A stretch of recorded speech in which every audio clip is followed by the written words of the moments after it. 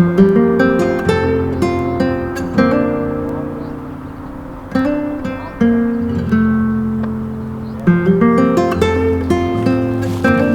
fence is on right now. Oh, I can't. Yeah, I wasn't planning on moving it right now. You want to go turn the fence off?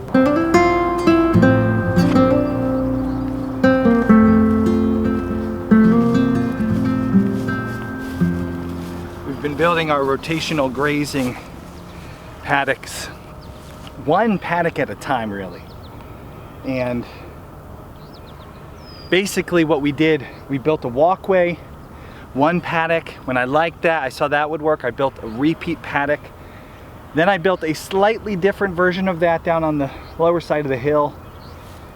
Instead of building what I think would work for the entire year out here, I've been building it one small piece at a time. This is on purpose because one thing that I've learned from setting up rotational grazing systems and fences and all that sort of thing, when you're new to it or new to a property like I am, you're gonna do it wrong a few times before you get it right.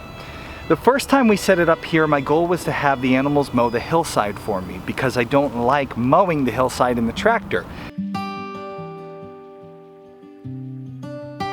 A lot of times I start slipping. I've done like 180s in the tractor. It's not fun.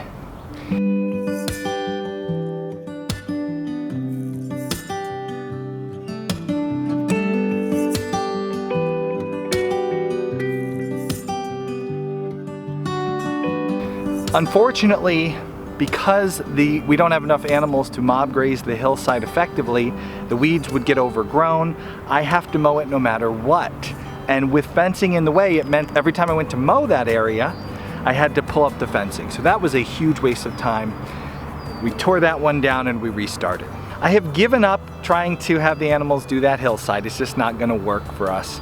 So I abandoned the hill and now we're up in the field. And what I have set up right now is working pretty well. I set up a narrow walkway.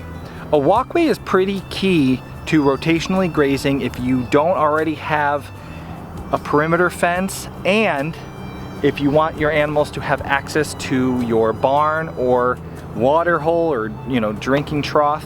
Right now we don't have water run up to the field, so they need to be able to walk down to the barn all day. Having built that walkway, I've learned that the walkway becomes essentially your access point to all your paddocks.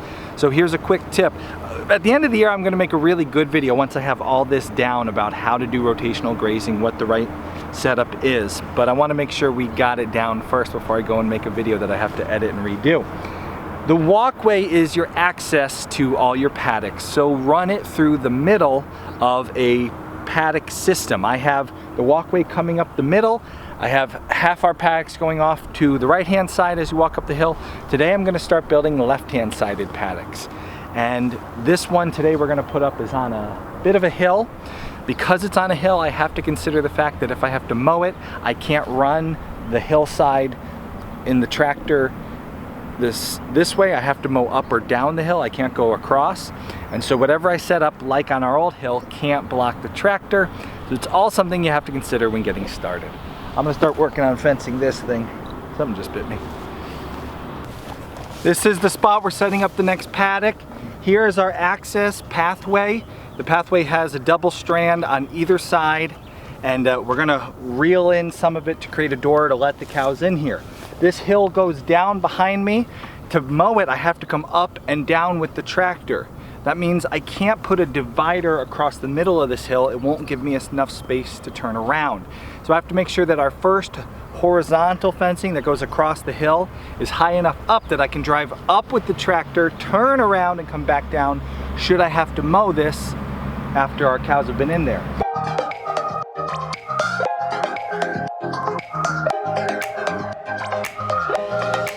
This section over here that we just fenced in, they mowed really well. Over here on this side of the hill, you can see the kids' boots. I mean, the cows and the goats did a great job on that side. I'm hoping they do as good over here and we don't have to mow it with the tractor. But in case we do, it's good to have access without having to take fencing down.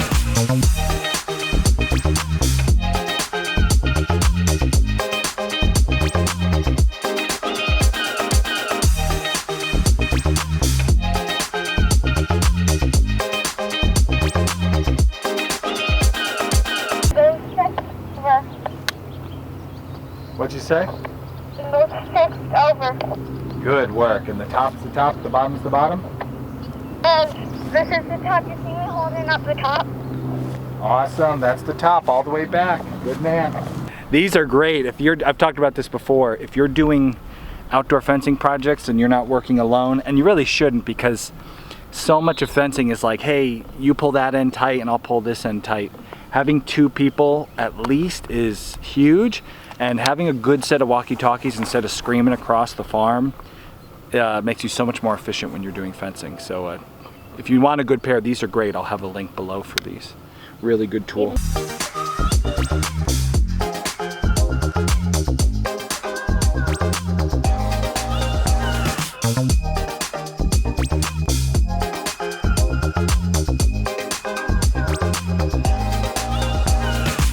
We do use stepping posts.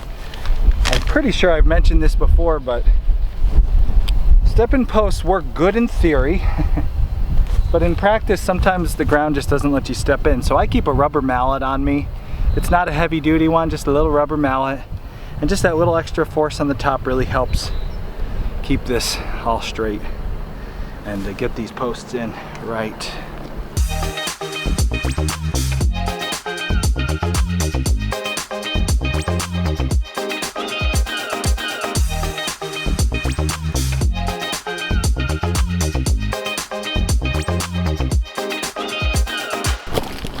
Look at Bobo. You forgot your bathing suit, Pop. All those are What is it, bud? wild blackberries. Some of your yields, dudes. Look at all these. What you got there, bud? Show me. Hold your hand Wild steady. blackberries. So I was over there by that post, and I was just fencing, and I saw this bush. So then I saw this bush that looked like a flower bush, and then I was like, what's that? And then I said to Daddy, hey Daddy, is that a blackberry bush? And then I got closer and I found out it was. Oh, that's a beautiful one. Oh no, that's the one I saw. Look at this beautiful Nice. blackberry.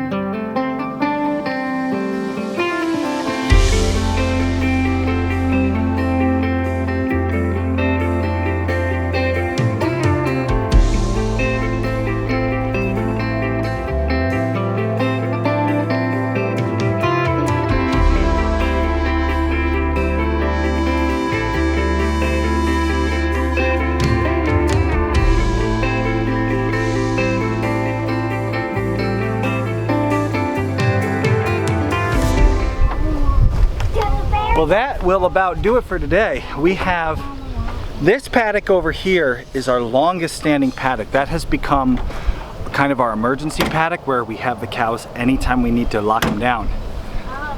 Now that I know that isn't changing, pretty soon it's going to be time to start transitioning that from semi-permanent to more permanent fencing. Right now we have it in stepping posts and a couple T-posts.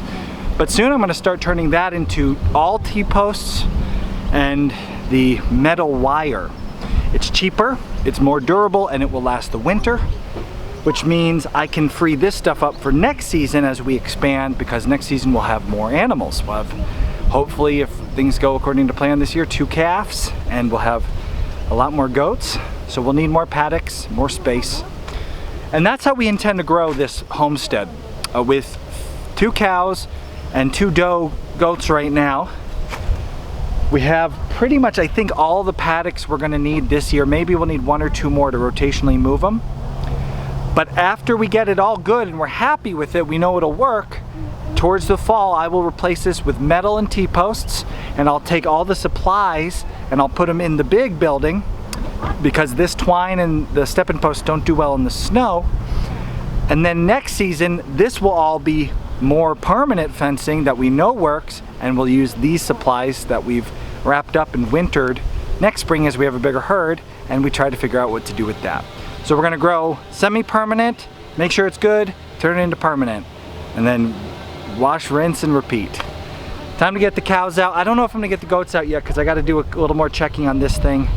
And tell you the truth, it's getting hot and my son got stung by a bee. So we're just gonna call it at this point and we'll finish up tomorrow when it's a little bit cooler and hopefully the bees aren't buzzing. Let's let those cows out.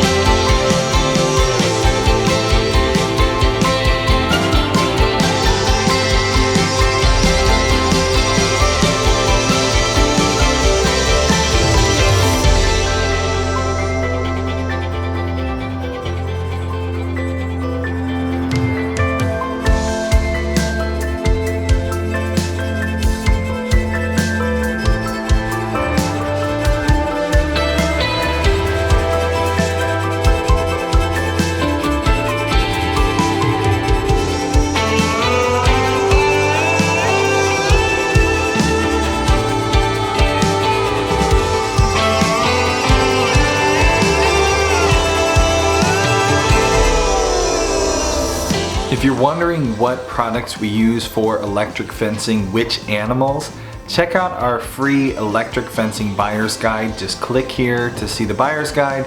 And if you're shopping for electric fencing on Amazon or anything else, use our affiliate link below or type in amsteady.com. It'll forward you there and we will earn a small commission. Thanks for your support.